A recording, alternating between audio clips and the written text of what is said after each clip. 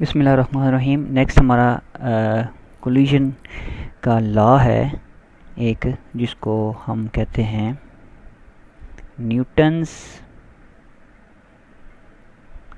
Experimental law.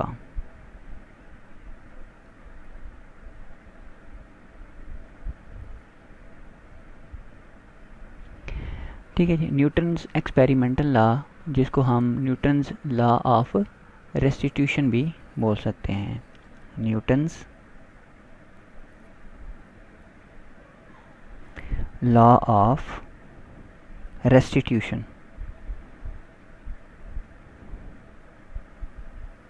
ठीक है जी, ये दोनों सेम लॉज हैं, तो ये हेल्पफुल हैं कोलिजन के अंदर, जब बॉडीज़ जो हैं वो डायरेक्टली इम्पिंज करती हैं, स्ट्राइक करती हैं या कोलाइड करती हैं। ठीक है, तो इस लॉ को मैं आपको एक्सप्लेन कर देता हूँ कि व्हेन टू बॉडीज़ impinge या strike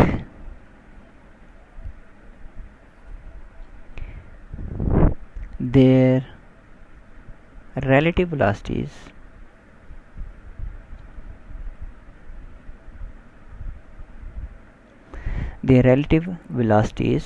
before and after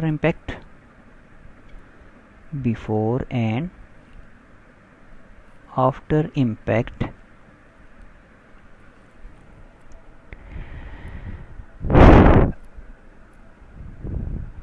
along the common normal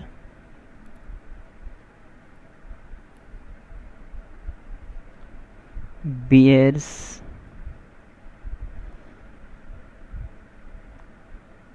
a constant ratio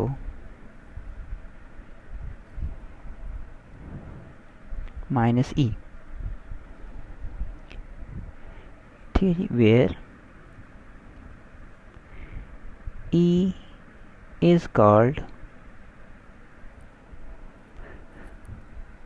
coefficient of restitution।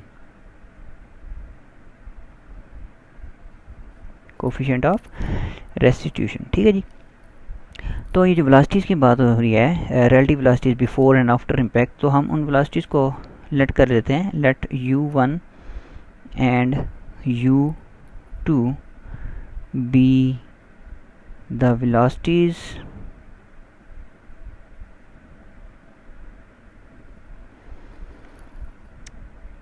Of bodies, वो बॉडीज़ जो आपस में स्ट्राइक कर रहे हैं, बॉडीज़ बिफोर इम्पैक्ट या strike before impact, and v1 and v2 b velocities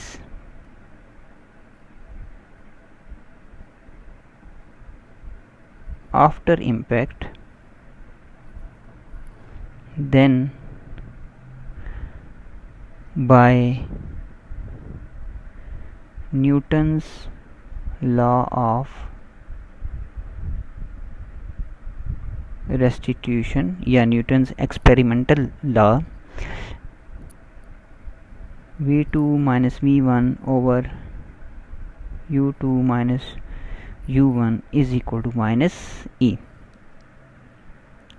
ठीक है जी, तो इन दोनों की जो वेलोसिटीज़ हैं, दोनों बॉडीज़ की जो रिलेटिव वेलोसिटीज़ हैं, रिलेटिव वेलोसिटी में v2 माइनस v1 और relative velocity before impact u2 minus u1 bears a constant ratio minus e. तो इसको ऐसे भी लिखा जा सकता है, आप क्रॉस प्रोडक्ट इसको कर दें, v2 minus v1 is equal to minus E into u2 minus u1। ठीक है जी, इसको न्यूटन एक्सपेरिमेंटल लॉ भी बोला जाता है और इसको न्यूटन्स लॉ ऑफ रेस्टिट्यूशन भी बोला जाता है। This is required law. ठीक है जी, फिर इसके बाद आप ये देखें कि इसमें कुछ चीज़ें आप नोट कर लें कि यहाँ पे इसको हम नोट कर लेते हैं। इलास्टिक कोलिजन के लिए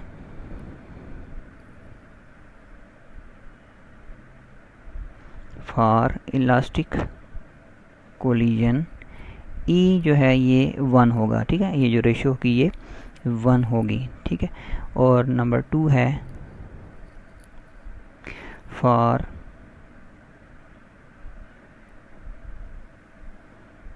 perfectly inelastic collision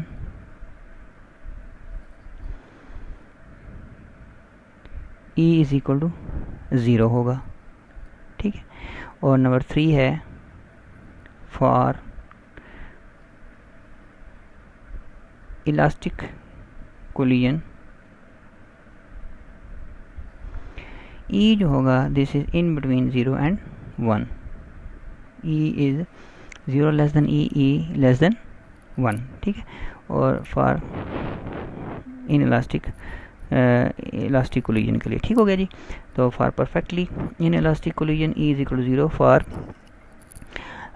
सॉरी ये इन इलास्टिक कोलिजन है क्योंकि इलास्टिक कोलिजन ऊपर हो चुका है, this is for in elastic collision, इन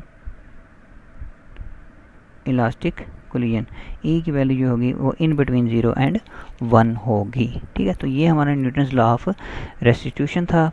इस लॉ को हम, ये जो लॉ है 1 में, लॉ 1 जो है इसको हम बहुत जगहों पे यूज़ करेंगे, ये कोलिजन के लिए अप्लाई होता है, ठीक है जी। तो इसको आपने याद, इस लॉ को आपने याद रखना है।